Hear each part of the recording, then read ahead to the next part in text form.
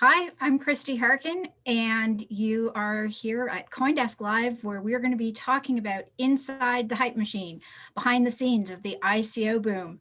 I'm joined today by three guests who were there in 2017 alongside many of us as we watched the explosion of ICOs and have a few different perspectives from a PR point of view, a sort of an influencer point of view and a security point of view, and all kinds of interests in between. So please welcome David Waxman, CEO and founder of Waxman, the PR company slash agency that promotes and helps with branding and messaging for so many of the crypto companies that we all know and love. Welcome, David. Also, Hartej Sawhney, who is the principal at Zokyo.io, formerly of Hosho, who has done so much work in helping companies to secure smart contracts and build very secure blockchain infrastructures. And also blockchain Brad Laurie, YouTube influencer who during the hype had quite a hand in helping us all evaluate and question some of the remarkable number of projects that were out there floating around and helping us dig through some of the, well, more interesting aspects. So welcome all three of you to our panel. So first of all, 2017, wow. What were some of the things that really struck you? I want to start with Brad and ask, what made you decide that you needed to sort of delve into the influencer side of things and get on YouTube and get out there and start looking at all of these projects? That's a really great question. Hopefully you can all hear me okay. Firstly, I want to say thank you to all the panelists and anyone listening today. It's a great honor to be able to have this platform and to speak. And to cut to the chase and to have a sort of a no BS approach to this question as well, Christy. I think it's really important that people understand the different types of influencers out there. There are those who are really going for their own profit or their own, some are aligning with other parties to promote their own interests. But in all sincerity, I didn't even really know about that side of crypto when I entered into this space. My agenda, in all sincerity, was about education. So it was about unpacking and exploring blockchain. And then it came to a position where I realized that influencers are real. They do need to be, I guess, understood in this space in different contexts. And one of them was about trying to explicate what the blockchain was about and really stand by the CEOs of those startups that were trying to build something for the long term. And that took a long time to understand that kind of influence. And that's the one I wanted to be. And I think that leads in actually to a lot of what I imagine David must have also had to do, because when you have all these projects coming to you and saying, we want to promote what we're doing, we want to get the word out, it must have been tough to be able to sift through which ones were actually legitimate brands that you wanted to associate with. Yep. So I want to provide a little bit of context for all the listeners, and thank you, CoinDesk, for having me on here to talk about this. And Christy, great speaking with you again. So some context. In 2015, I founded Waxman. In 2014, I started working in the Bitcoin space and started working with Christy. And about 2 years later, after starting this company, I had about 10 employees. And we had a really, I'd call it a thriving agency. It was a small agency, young agency. And we were focused entirely on the Bitcoin space. That made us, at the time, the largest agency in the world focusing on Bitcoin. This is at the end of 2016. And we have, at the time, approximately a $16, $17 billion industry, according to CoinMarketCap. And again, things are going great. It had grown substantially in 2016, about 3x throughout the year. And I'd consider that a huge, massively successful industry that I was in, and I was very lucky to be part of it. And then a funny thing happened, ICOs. So in 2017, crypto grew from approximately 18 billion to approximately $850 billion. And my 10-person shop, which was the largest agency in the world at the time, became about 30 by year's end. And a year after that, actually about 100 employees. And a lot of that is because of the interest generated from ICOs. So it wasn't necessarily just ICOs themselves, but it was the interest generated from that brought us here today. And I believe has financed much of the technology that exists today in a far superior industry here in 2020. But just to answer your question, Christie, the way I was able to scale my business is because we had more clients. But we didn't just have enough to feed ourselves, so to speak, and to hire new employees. There was an unlimited inbound. And when I say an unlimited inbound, I mean it was a fire hose. And at the time, I was the only person able to look through the various different proposals my way. And they were not 1, 2, 5, 10, 20, 50 a day sometimes coming through. We actually turned down, and we actually had to turn them down, more than 800 companies in 2018 alone. Most of them were trying to do ICOs. And actually, I had to, at the very end of 2017, there were so many inbounds that I actually went out and I started a new division, and I hired investment bankers and management consultants in-house at Waxman just to help me sift through this stuff and then eventually to find some way of working with them. I'm telling you, it was like nothing ever in history, and I don't think we'll see anything like it again. Yeah, it's not unlike actually what my inbox was like with pitches for stories at the time as well in media. So I can imagine that your inbox was not dissimilar. And Brad, yours the same? Well, it's interesting hearing David's story because mine's slightly different. And again, it's taking that education role. I never gave out my email. So whilst David represents, a really important narrative and story from his experience, mine was not one where I wanted the ICOs to come to me. So at that time, my focus was on white papers, ironically, because we've learned a lot since that time period. But really, it was about trying to explore what the plans were for many of these startups. And exactly what David said, it was imperative that they had the capital from this ICO movement. And many people speak negatively about ICOs, not understanding exactly what the approach was and what it did. It certainly offered a great deal of capital for even Ethereum to emerge, as arguably the market leader for the platforms that exist now. But at that time, the focus was on looking at what the tech was about, what the team was about, and looking at what the veracity behind them and trying to back the best that existed out there. And there was a lot of BS in that space too.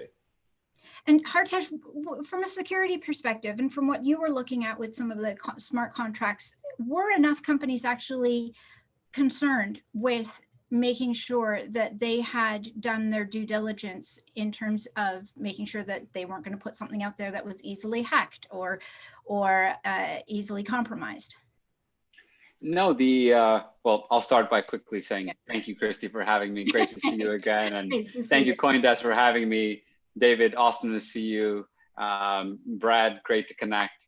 And this is a wonderful platform to speak on. And yeah, at that time in 2017, when ICOs became a thing, there was by no means a priority to value or respect security.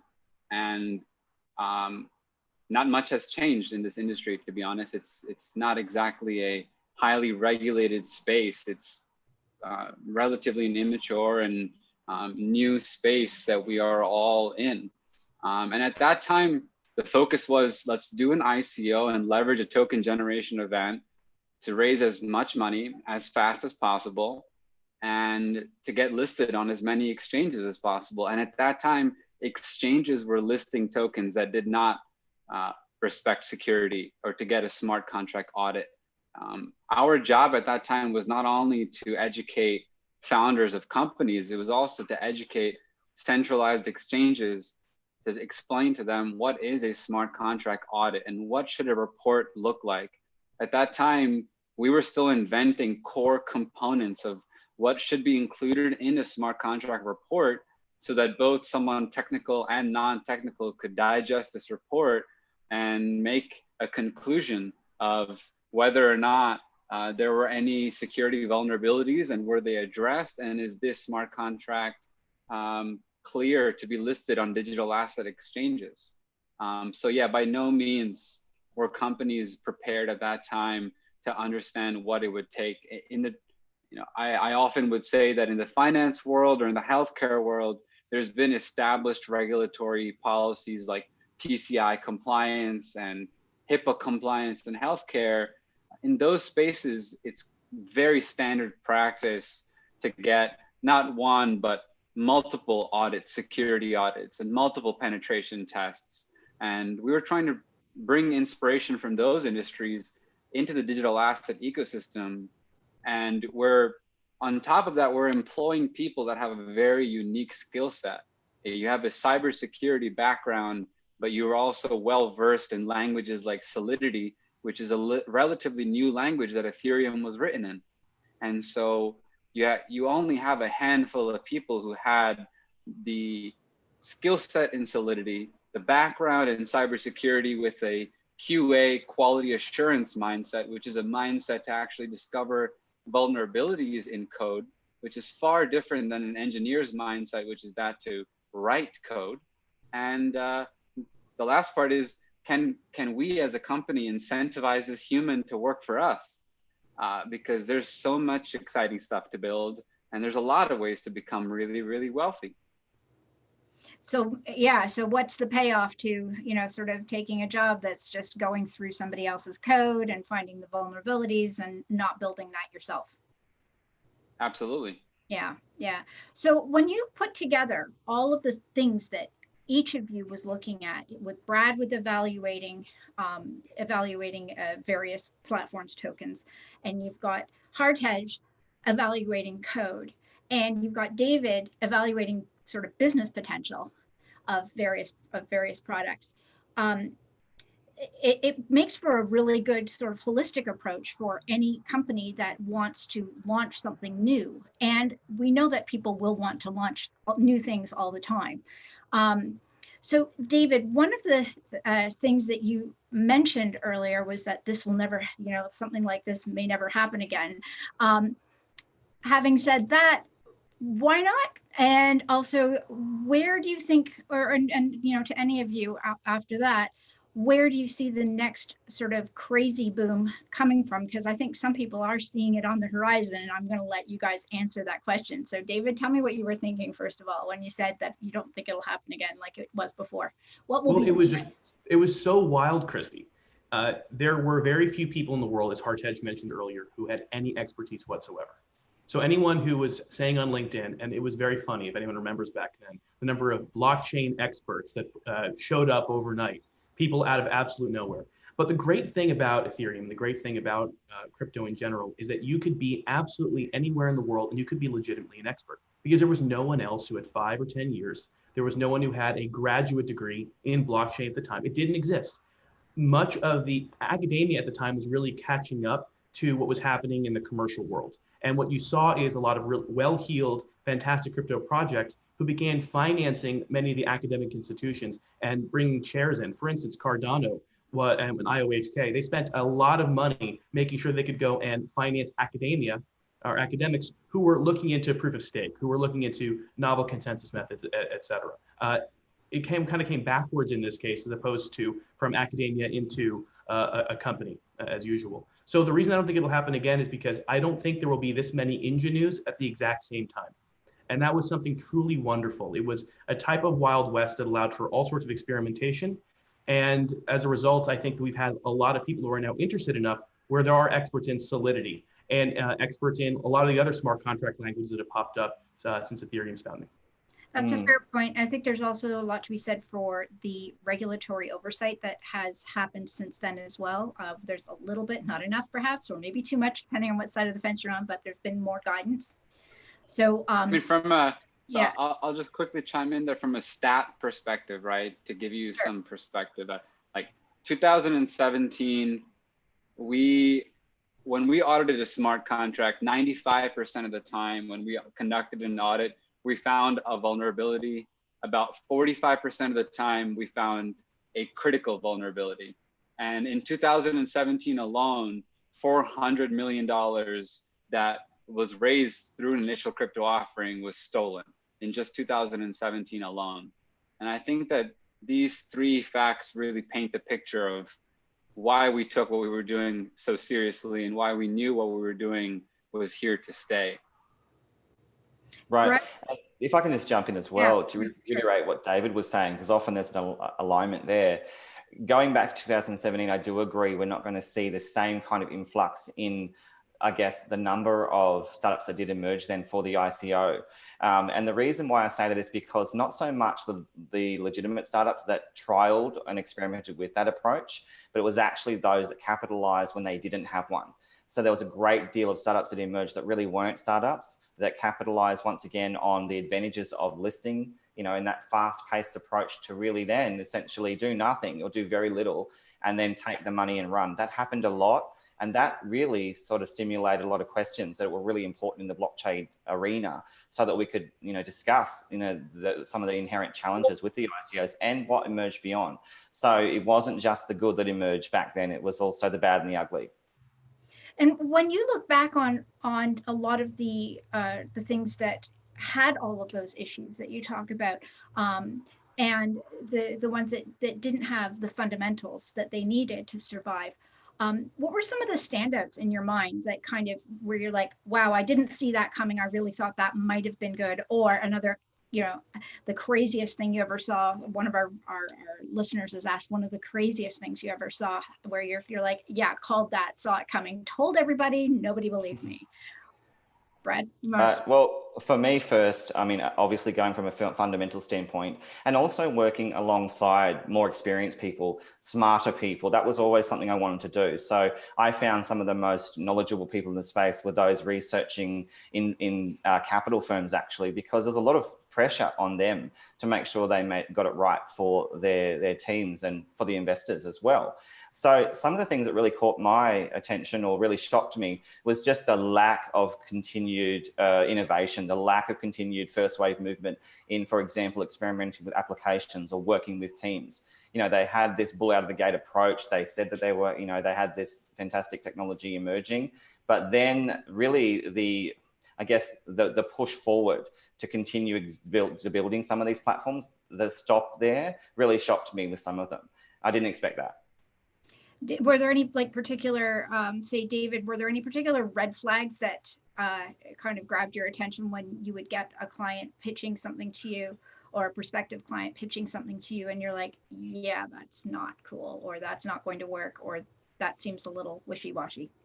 So because we kept seeing so much, eventually a lot of us entered what I call group DD, or group due diligence. And actually, Hosho at the time was one of the many firms, Zeppelin, lots and lots of them out there, the top hedge funds, the top law firms, the top smart contract auditors, because they did a lot more than audit smart contracts. They would actually go through the white papers and try and figure out, A, is this viable? And B, is the code that's, let's say, on GitHub actually reflective of what's being said here in the white paper, which was something very, very challenging. So, and we'd also go through the founders. We'd rip through the founders' profiles on LinkedIn quickly as well, like quickly just going through the profiles. Who are these people? We started checking small things like, let's just Google their name. Do they have a criminal record? Like, you never know what you find. Oh yeah, I had to actually conduct background checks on some clients, professional background checks, just to see if they were who they said they were. Because some of the people that we would talk to, they might be, as I mentioned, people out of absolute nowhere, coming from a corner of the universe that you'd never been to before, where venture capital might not find a home, and they'd have great ideas and they'd actually have really great tech. But on the other side, you'd find, and I mean, for instance, I at one point was entertaining an ICO. We did not move forwards from the former CTO of one of the top 4 largest technology companies in the world. And it simply was a harebrained idea with no plan behind it. And this was a person looking to take advantage of this big movement. You know, we saw people that were presently C-level or the next level down at some of the largest cloud companies in the world who are also trying to do the same thing, but they simply didn't understand crypto and they didn't understand how tokens might work.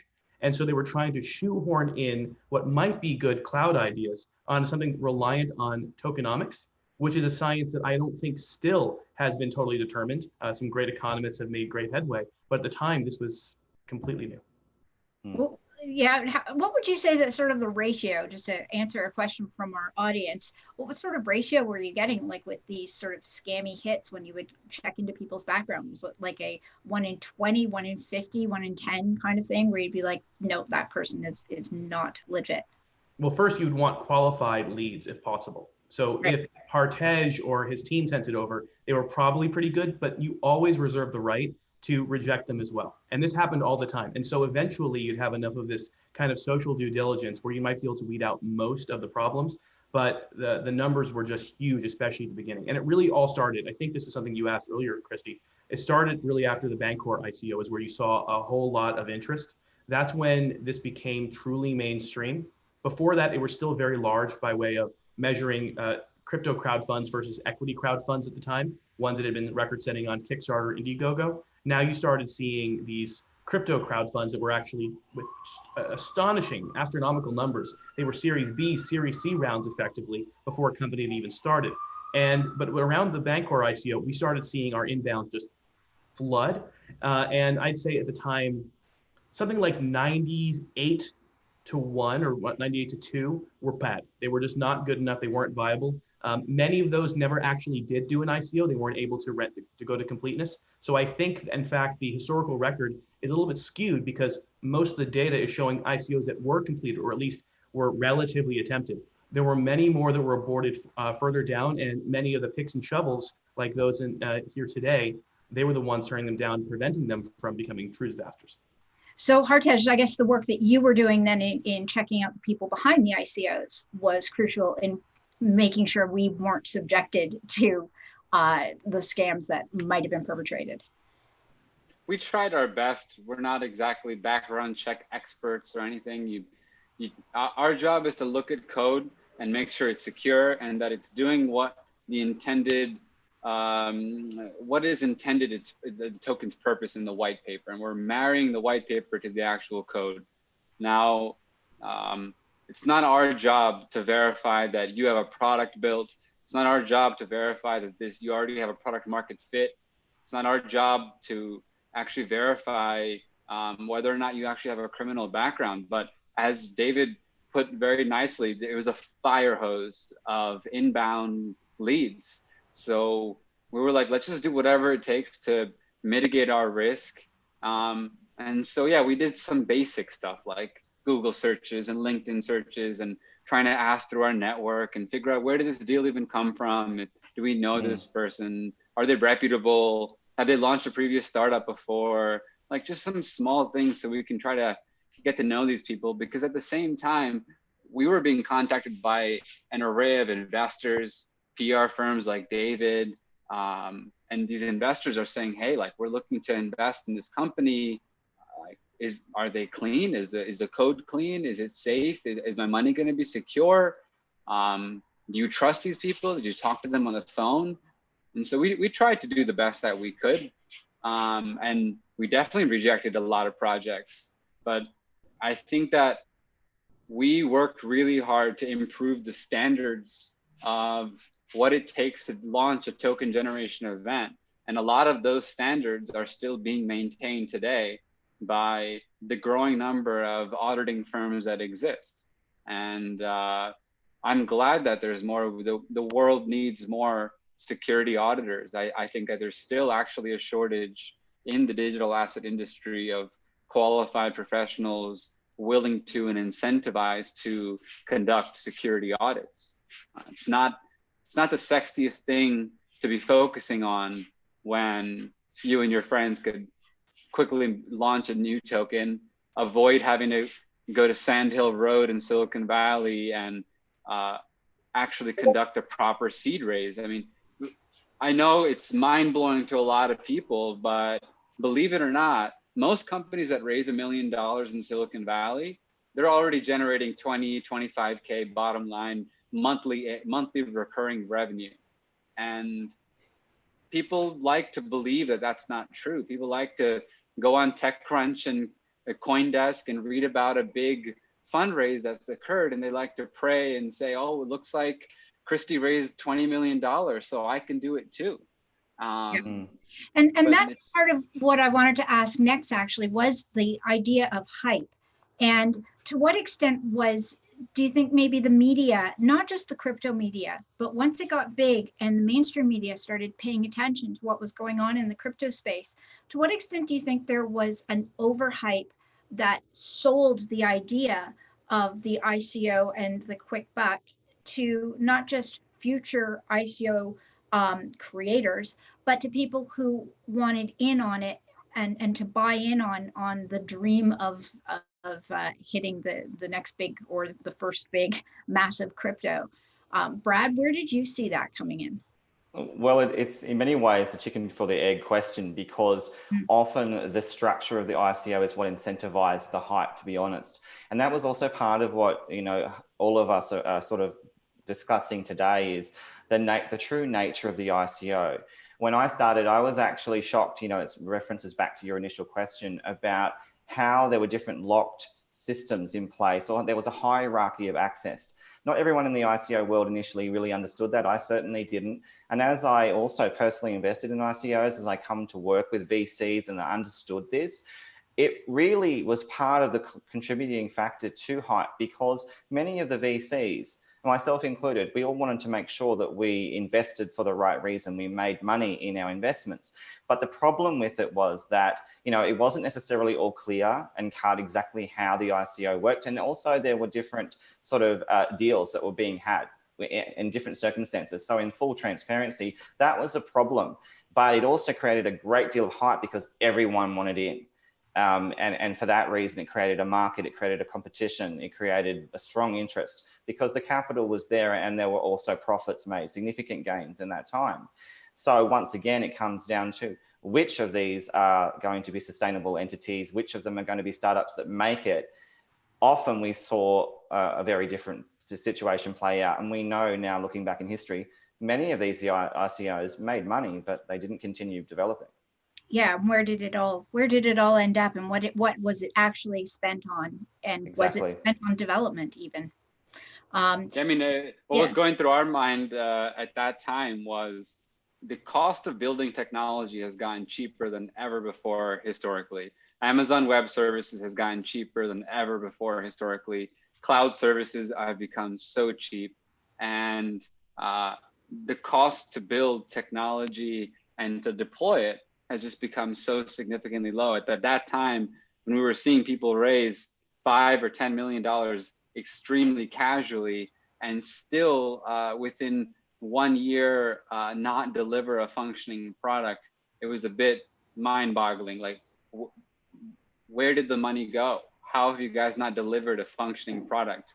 I didn't have too much time to wrap my brain around where the product was built, because we just kept auditing more smart contracts and doing more penetration testing and dealing with the space. I mean, we grew a team to 37 people in Las Vegas extremely fast and did 4 million in revenue in the first 14 months of our business, and just focusing on security auditing within the digital asset space.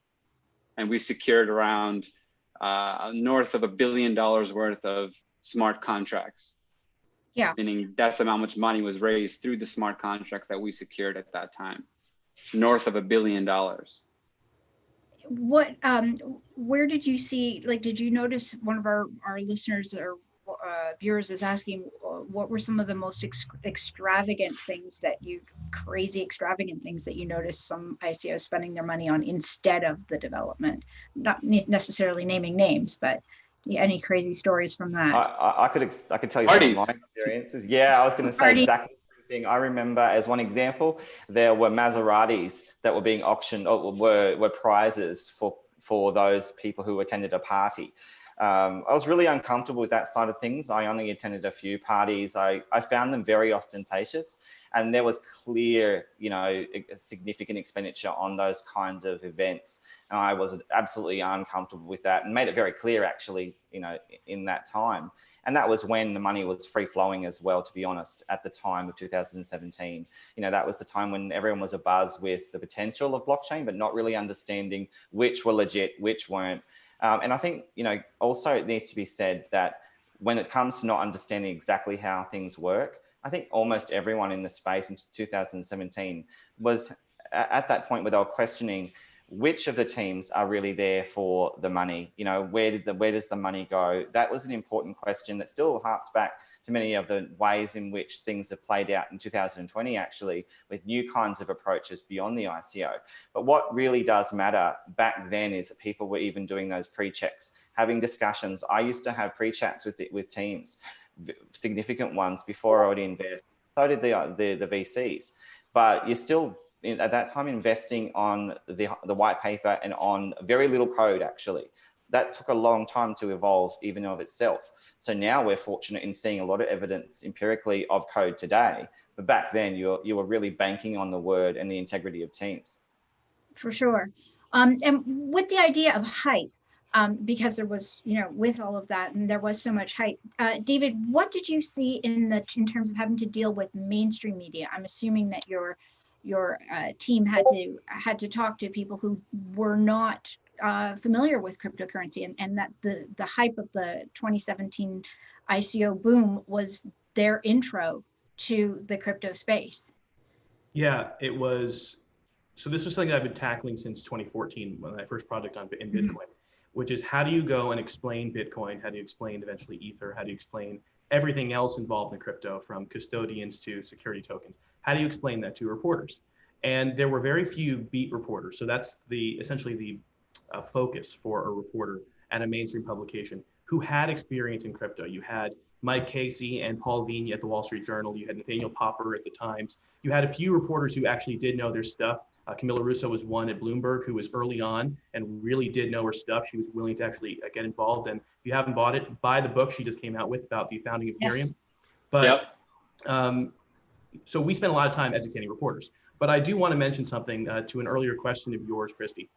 I knew things were crazy when I would flip on CNBC or Bloomberg and I would see talking heads talking about why a top 10 coin went up or down for the day.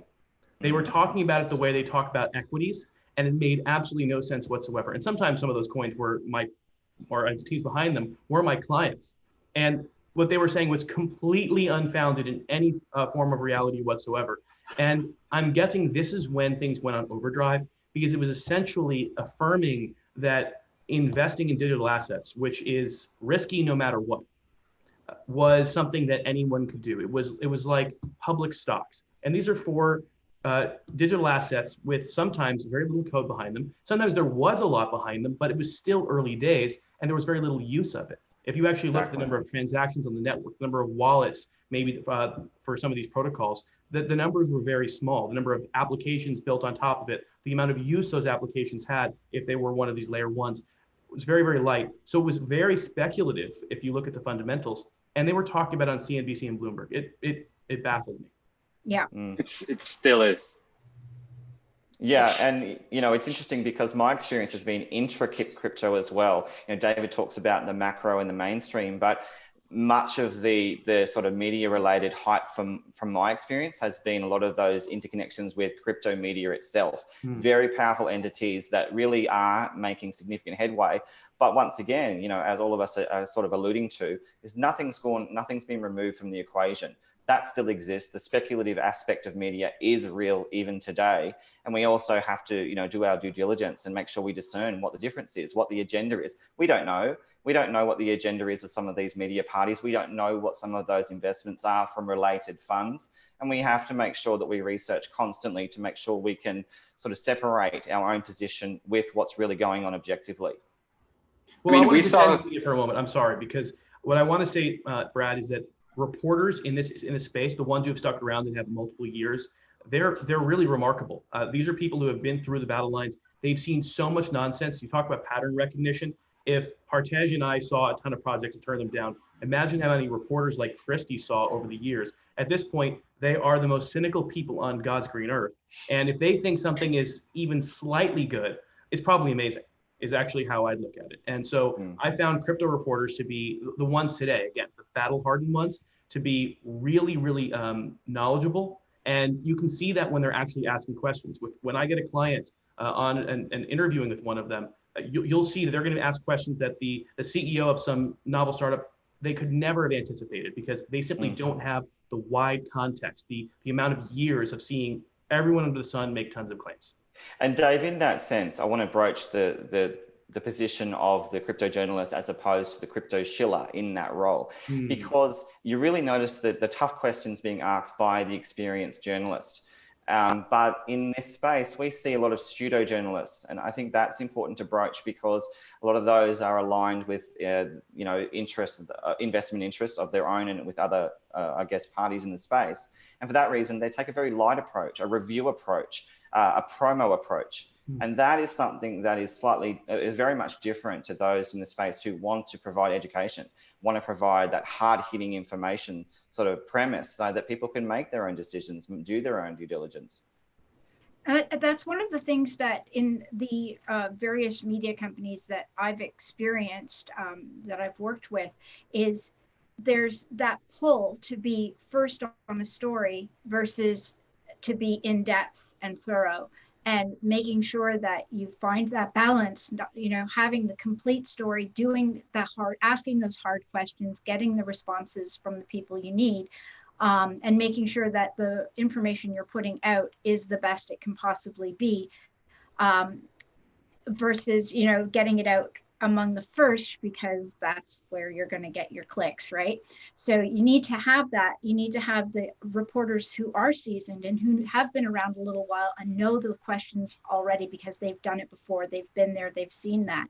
And making sure that there's that rapport. And that's one of the things that having, a relationship with a PR company like Waxman, you can go to them and say, I need all this information before I'll even think about writing something up.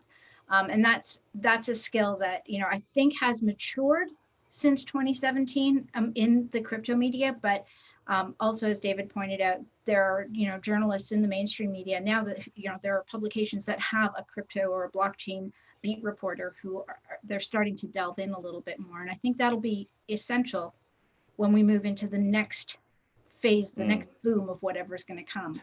And honestly, that's really exciting, Christie, because right now I can speak sort of in the crypto bubble for a moment, because in my privilege as an educator, I am connected with a lot of those parties or I know of them, where their interest is about promoting for price. So in that respect, I call them promo groups for now, to be fair to them, because, they argue that they have a valid position, and that's fine. But essentially this kind of organization, this very comprehensive, detailed effort to orchestrate price and network effects, they are happening right now and very powerfully. And even so down to sort of quantifiable assessments, you can make that you can provide the data to showcase what's really going on.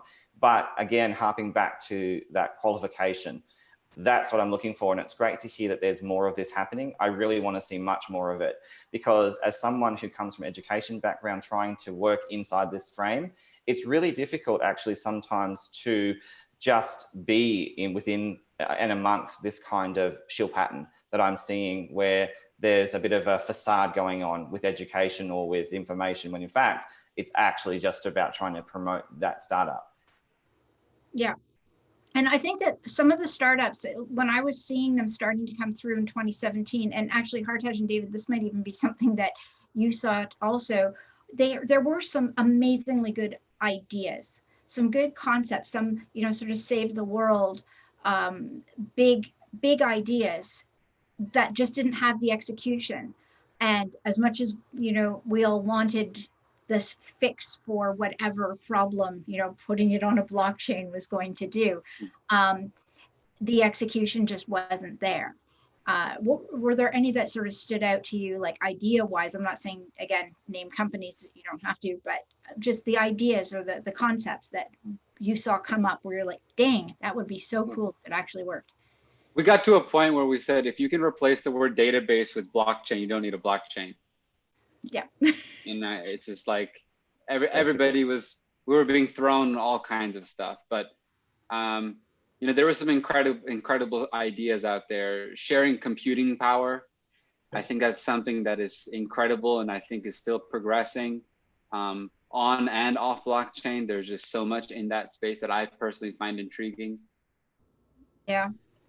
For me, a lot of it was human rights, anything that had to do with sort of social justice, and preserving privacy for people, and enabling activism. That I always found all of that, or inclusion, anything like that was exciting, but a lot of it wasn't working. David? Yeah, I recall seeing one about citizen journalism as well. Yeah. That was cool. Oh. Yeah.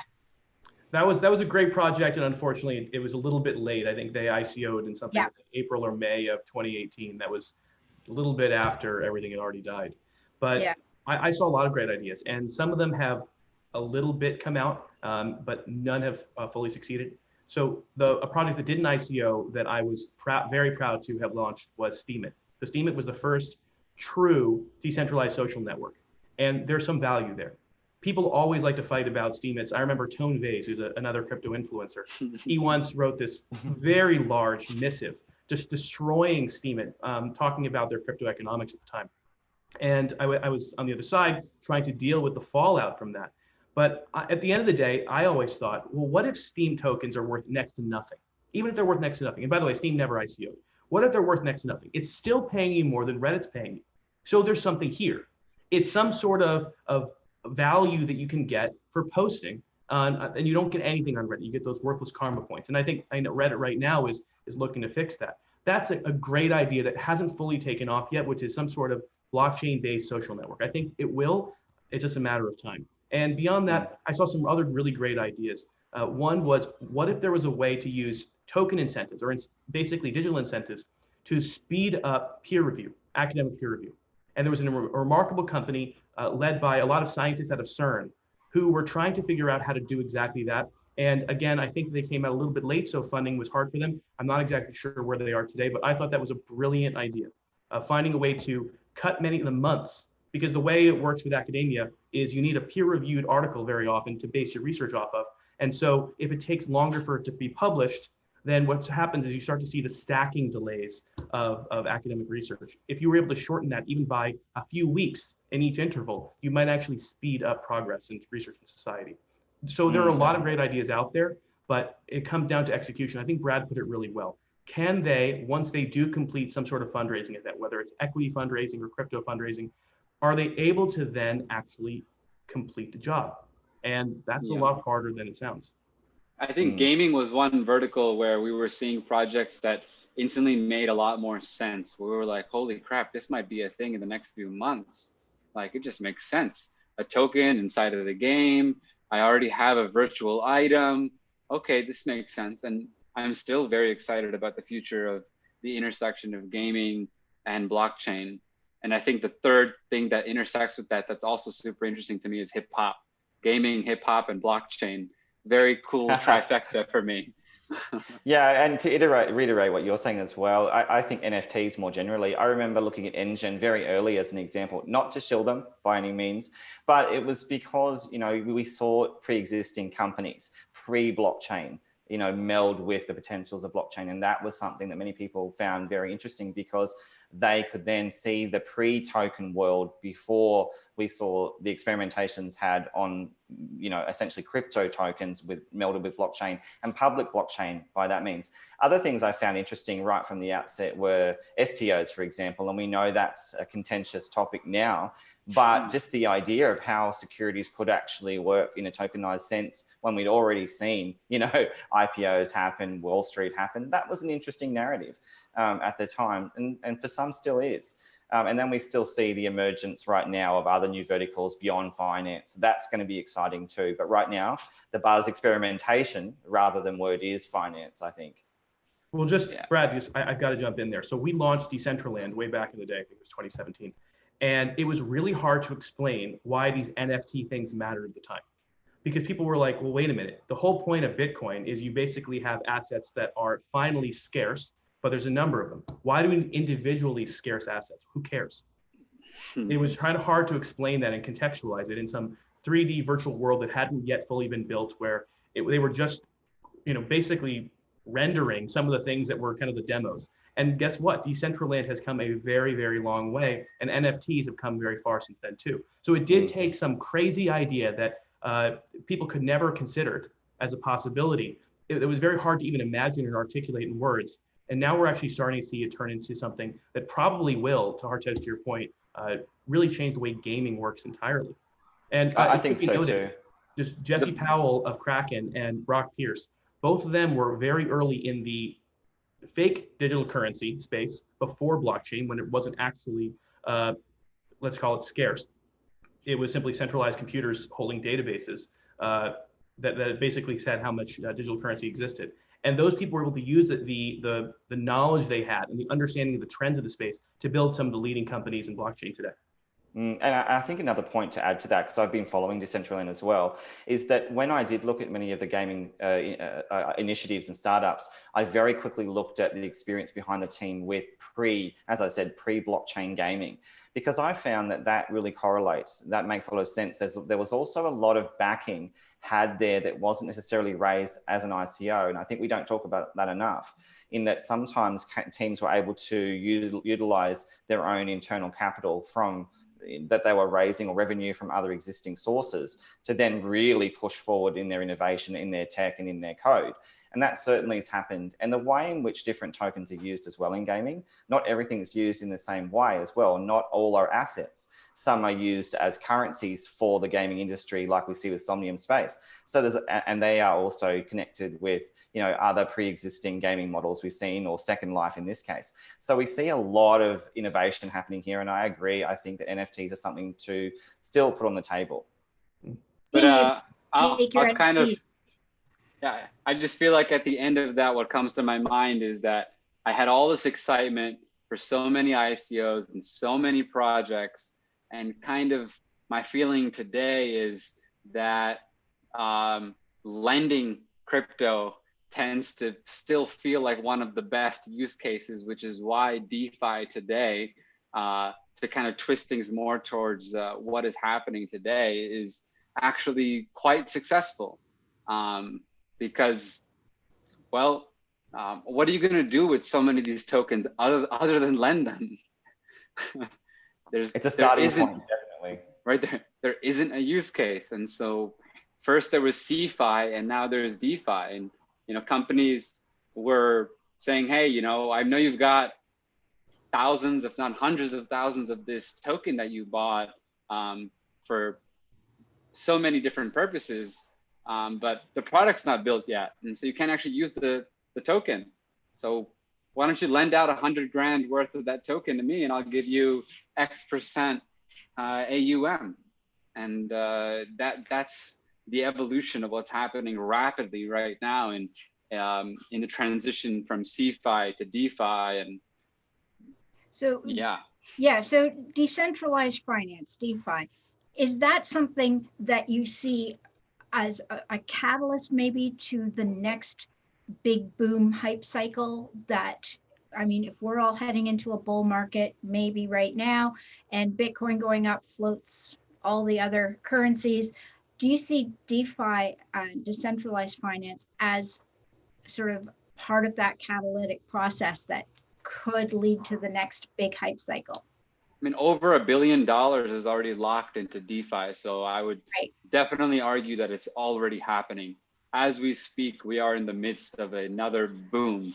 And from my perspective as an auditor, I am being contacted by companies with DeFi smart contracts in a very similar fashion to 2017, where they're like, hey, Hartej, today is Monday. Can we have this audit back by Friday? We already promised 7, maybe 8 exchanges that were going to go live, and we already signed some deals, and you know we're planning on going live on 7 exchanges Friday around 4 p.m. London time. I'm like, no, like absolutely not. Like, you better call those exchanges right now and tell them you're not ready. You haven't even sent me the code yet. We don't have a signed agreement yet. We have to do a pre-audit. At least give me a couple of days to do the first round audit. We always find vulnerabilities. And if it's not a critical vulnerability, it's something that's up for discussion, where it's something like, hey, if you change this, everybody who buys your token will save a lot of money on things like gas fees. And sometimes the engineer who's building the token really needs just a third-party eye to help analyze, like, what is the best strategic way to write this smart contract. And you know, we always end up having a bit of banter and debate with the engineers that wrote the contract and say, hey, like, here are our following suggestions. And sometimes they don't agree, and we have to go back and forth, and then we do another re-audit, and then we put a GPG seal on that code, and then we're good to go. But yeah, the feeling right now is very reminiscent of 2017. But on a positive note, the quality of the code is significantly higher. The quality of the teams that I'm seeing is significantly higher. The industry has matured so much that there's so many tools available to write high quality smart contracts now. That we've been through so many projects, good, bad, and ugly, that you can see the code live on GitHub from successful projects and learn lessons. And you can learn lessons from the bad projects as well. So overall, in the last few weeks, we've audited quite a few DeFi projects, and it's been very impressive of what we're seeing. We are opening projects now and feeling like, wow, we might not find a major vulnerability, to be honest. And we never had that feeling during the ICO boom. We felt like 100% of the time, if not 99.9% of the time, we're going to find something. And now we're seeing stuff where we're like, there might be a chance that we actually don't find anything. We might just have to make some logic adjustments and we'll go from there. So yeah, I'm quite pleased with the progress our industry has made. And I think it's analogous to a child burning his hand or her hand on the stove. It has to happen. And once your child has burned his or her hand on the stove, statistically, it's not going to happen again. And that's really how this industry has progressed. People got in because a friend called them and said, I have a quick way for you to turn your $100 into $1 million. Oh my God, I'm going to get in. And there's no better way to learn than getting burnt and getting hacked or something going wrong, really. Are you seeing that also, David, in the pitches that you get? Are you seeing that they're more mature and better thought out? Have people learned? I mean, there's a lot of different ways of measuring the companies, and they are far better today. The companies that are currently in the crypto space, the ones that are marketing today, the ones that are selling products, putting them to market, they are far better on average than the companies were a few years ago. It's been truly rapid professionalization.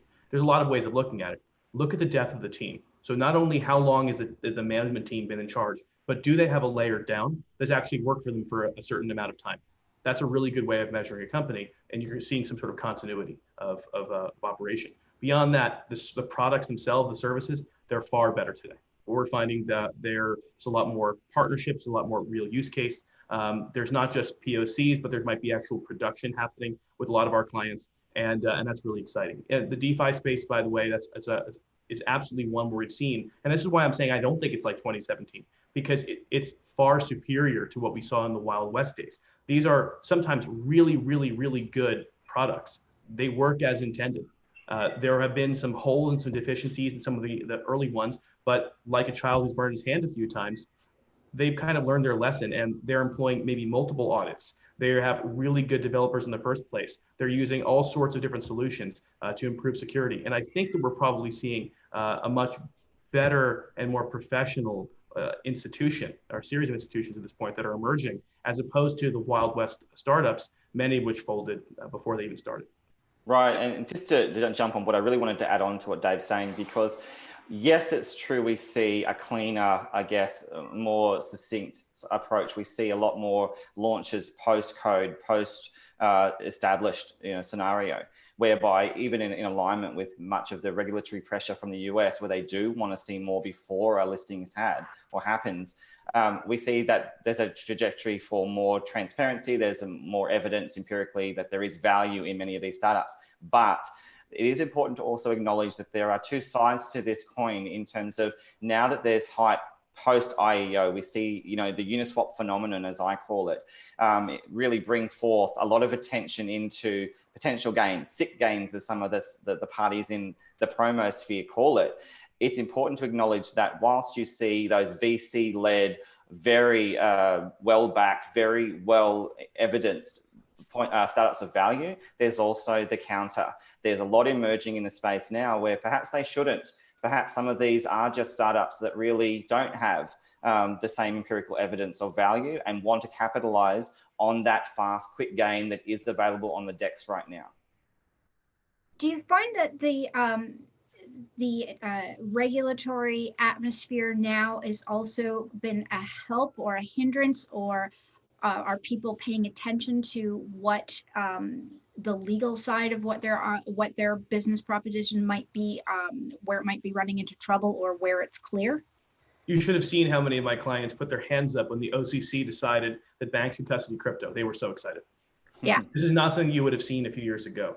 We've worked with a lot of the companies who have done the Reg A launches, Blockstack and YouNow, among others, now called Props. And these were companies that did kind of full disclosure, or essentially full disclosure ICOs. And they were actually fully open their books. We're seeing the companies are doing this in part because they can. That Right. wasn't something really available to companies back in 2015, 2016, in the complete, where they were basically trying to educate absolutely everyone and just convince a law firm to take them on as a client. It was very hard for them to do. It's a little bit easier now. Many law firms, for instance, have blockchain practices with lawyers who have done this for years and have been studying the laws and may have understanding of tax law and an understanding of securities law, and understanding of multi-jurisdictional law, because a lot of these things cross over borders. There's a lot of companies, I say today, who have much more familiarity with who FINMA is and who the FCA is, who the SEC is, and they understand why they shouldn't be working with CFTC because they have an understanding of the regulatory apparatus out there. So it's much more impressive today, and it's not just the outside law firms, the big law firms and the boutique shops that are really remarkable. The general counsels of these firms are also studied. They may have actually come from big law in the first place. They may have also been digital asset attorneys, and they've got expertise. So the companies, when they're coming to market now, they're much more likely to come to market in a clean way, and that actually makes it a lot easier for the rest of us to work with them. And I would also add to that so much institutional capital is not only coming into the space, but is openly and outwardly interested in entering this space. And a lot of that infrastructure has been built and is being built to make it possible for them to even entertain thinking about the digital asset ecosystem. And that is the big wave that is bringing mass maturity to this space. When we're talking about the world's largest folks on the buy side, on the sell side, wanting to engage in things like digital asset arbitrage opportunities, the infrastructure for those types of things are now being built and they're viable. These are viable options for people to consider. And so, yeah, we're seeing a big shift in just the types of people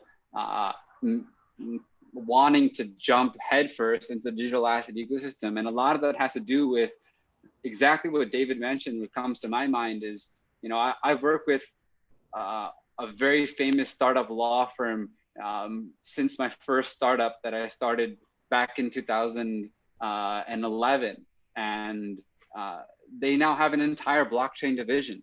Back when we started Hosho, I called that exact same law firm that I was working with for a really long time. And they were like, we got one guy, he bought some Bitcoin, he might be able to help you.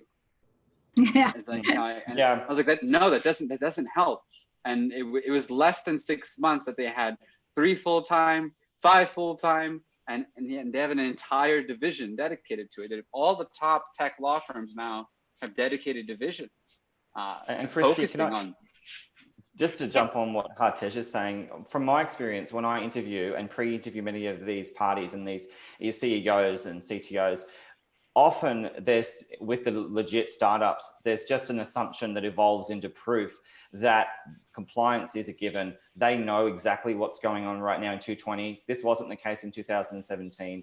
There is so much at stake with not getting this right that they have a whole, I guess, sub-team assigned to just making sure that they are compliant all the way through. And so that also resonates with many of the startups who are backmapping from either pre-existing companies and entities that want to capitalize using blockchain, or they just want to have validators that have reputable names, in the mainstream space. So all of this is really happening so much more now. But in that context, there's also that element of those who aren't going for that, are not focused on perhaps the most challenging environment, which is the US market for compliance. And they skirt around it to try and capitalize again on the hype that does still exist. So we have to always acknowledge the power of those parties that, we don't necessarily regard as legitimate, but perhaps in their minds they do. And they are certainly capitalizing on, all the work that's being done by the legitimate startups and teams. For sure. So I guess the word of the day then for where we are now compared to back then is maturity. The industry's matured, the space has matured, and we're all better for it, for having learned that lesson. So I want to wrap that up now and say thank you very much to my guests, Hartej, David, and Brad. You can find them on Twitter, YouTube for Brad, mostly, I assume. And you'll be able to also check out a few recaps of this and other live streams that we've done during our Ethereum week on CoinDesk. So check those out at CoinDesk and on our front page, and subscribe to our newsletter. So thank you very much for our guests, and we'll see you another time. Thank you, Christie. Thank you, CoinDesk. Okay, bye. Thanks, Christie. Bye, David.